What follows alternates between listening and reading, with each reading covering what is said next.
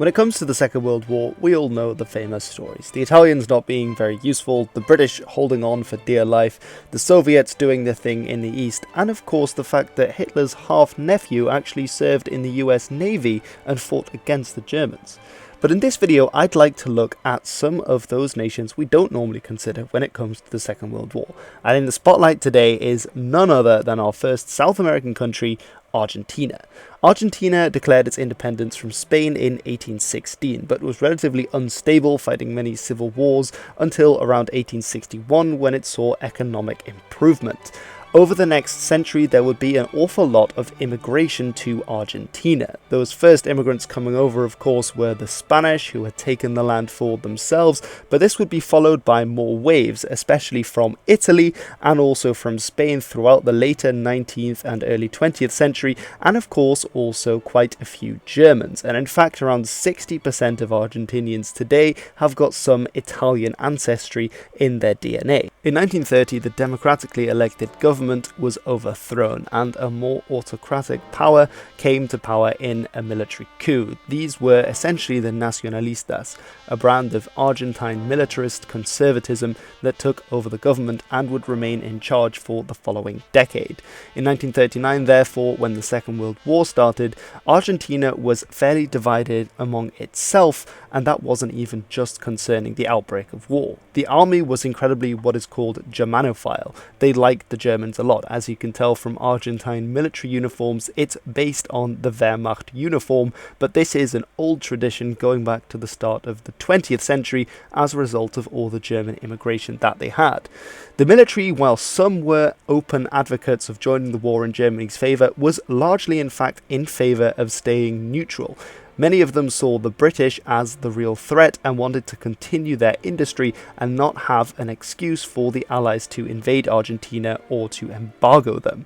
At the same time, most of the political parties were in favour of joining the war on the side of the Allies, not to mention the fact that Argentina was in a large economic recession at the time, and so war wasn't really in the economic interest or capability of the country at the time.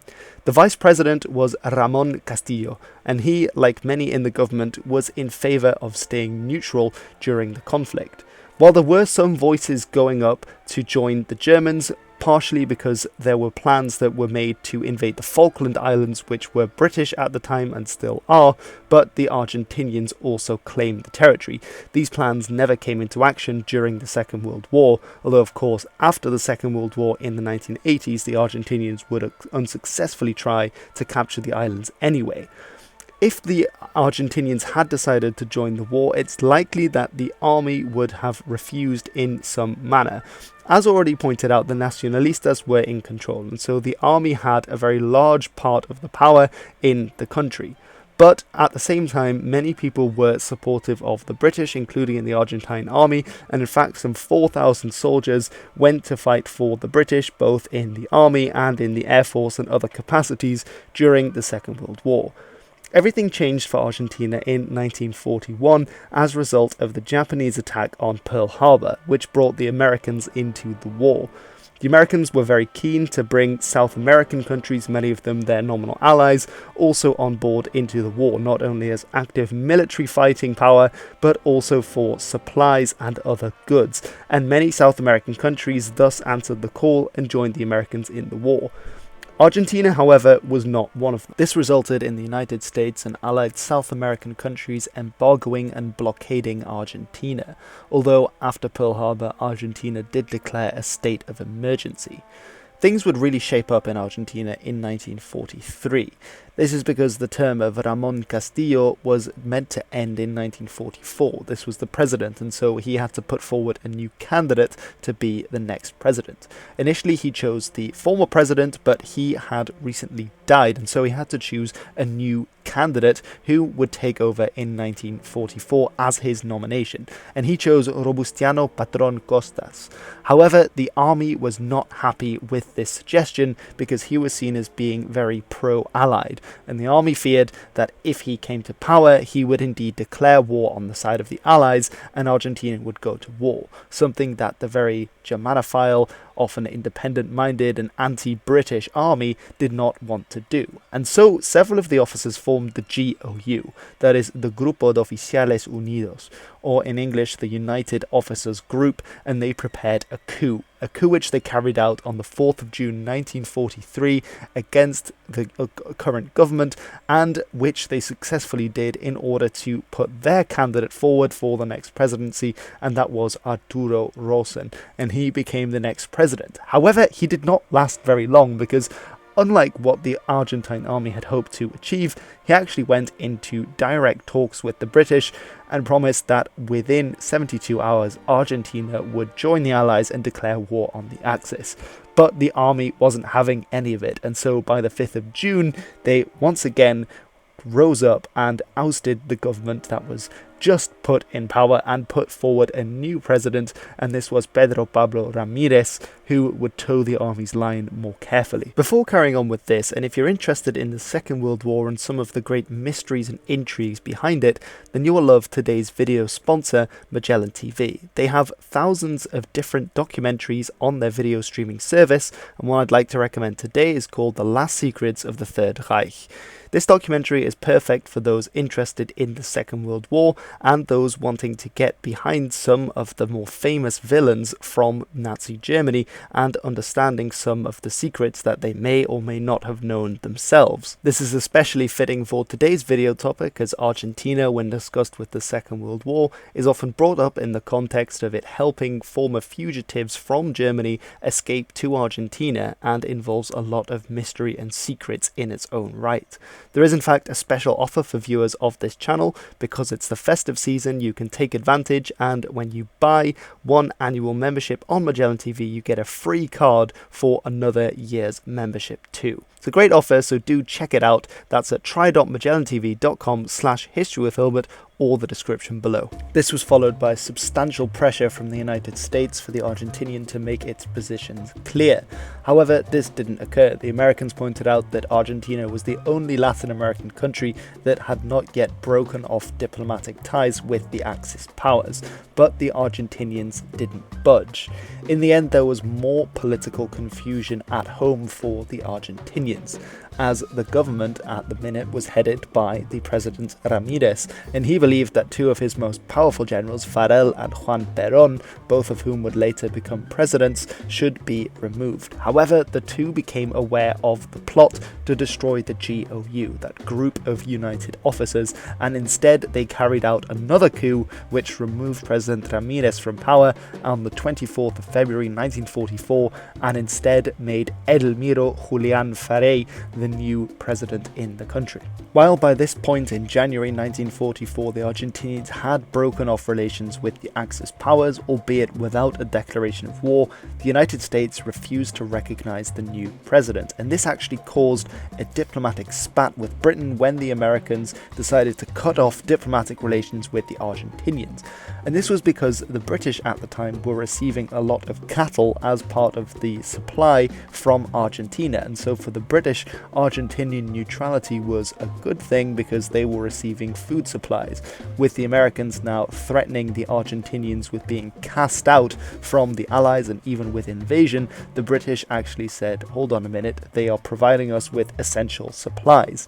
And yet the Americans were still unenamored with the Argentines and their refusal to declare war on the Axis. And so the Americans thought, either themselves or through the assistance of their close military ally Brazil, that they would invade Argentina. In the end, however, this plan was never put into motion, as by early 1945 the Red Army was sweeping across Eastern Europe, the Americans and their allies were marching through Western Europe and into Germany, and the Argentine government knew exactly which way the wind was blowing. And so on the 27th of March 1945 the Argentine government declared war on Japan, and so by proxy Japan's ally Germany. Interesting, of course, that they didn't declare war directly on Nazi Germany, and this likely was because of this large German immigrant population within Argentina that they were trying to placate at the same time. Of course, very soon after this, Germany surrendered in the Second World War, and the war was essentially over. But by all rights, Argentina could now say it had been one of the Allies, even though this had only been the case for several weeks at the very end of the war.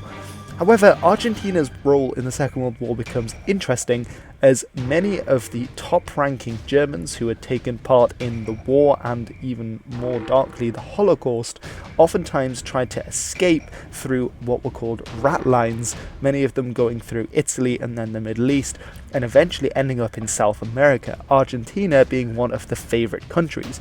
There is in fact a great series by a fellow history YouTuber called Mark Felton, which goes into very good detail about the Ratlines and how German and Nazi officers escaped from Europe at the end of the war and made their way to South America, which will be linked right there. Many of these were actively welcomed by the then president of Argentina, Juan Perón, because of their skills in various areas, just as other Nazi war criminals were welcomed by other countries like the USSR and like the United States, and even some by Israel. There's even this picture which pertains to show Adolf Hitler alive and well in Argentina, although how real and authentic this is, I will leave up to the viewer. What is very real, however, is that one of the most high-ranking figures and perpetrators of the Holocaust, Adolf Eichmann, was able to escape to Buenos Aires, the capital of Argentina, and was there famously in 1960, identified and kidnapped by Israel's secret service, the Mossad, taken back to Israel, given a trial, and then hanged. While Eichmann remains the most infamous of the Nazi war criminals to have been identified in Argentina, it's thought that over 300 other Nazi war criminals were given safe haven in Argentina following the war years, most of them never being identified and dying as free men. There may, in fact, it's quite likely, still be one or two Nazi war criminals living in Argentina today. However, it would be wrong to describe Argentina as a pro-German state during the Second World War, or as being a quasi-Nazi state afterwards under Juan Perón. In fact, this year in 2021, there are around 200,000 Jews living in Argentina, by far the most of any Latin American country. And during and after the war, many Jews were given safe haven in Argentina, escaping Europe, and Juan Perón and other presidents at the time were trying to appease both their large Jewish population and the large German immigrant population during the war, thus working a tightrope. And in fact, in 1949, Argentina became the first Latin American country to recognize the state of Israel. Juan Perón, the president, also put forward a lot of Jewish rights, such as allowing army privates who were Jewish to celebrate their holidays, and appointing professors of philosophy, and indeed appointing a Jewish Argentinian as the ambassador to Israel when they did indeed recognize the country in 1949. Cutting a long story short, a lot of the modern ideas about Argentina in the Second World War as being a quasi-Nazi state are likely unfounded. They did indeed supply harbour to many of these war criminals that escaped, but likely this was just pure expedience, as was done by many of the other governments, rather than Argentina being a secret Nazi state, as sometimes is claimed today. But anyway, that is all for this video. I really hope you've enjoyed this video in my series on lesser known countries during the Second World War. Argentina is one that often comes up because of its connection to the Germans and indeed other nations that helped the Germans during the war and offering them safe haven to escape. But I thought I'd have that bit at the end there just to show that always history is complicated and there are always caveats to bear in mind when looking at this sort of thing. Do let me know in the comments section below if you enjoyed this video. Which other countries would you like to see me cover in this series? Let me know in the comments below. I do always try and read my comments, even if I can't reply to all of you. And as always, I greatly appreciate everyone taking the time to watch, to like, to subscribe, and to comment. Anyway, for now, I have been Hilbert, and this has been The History.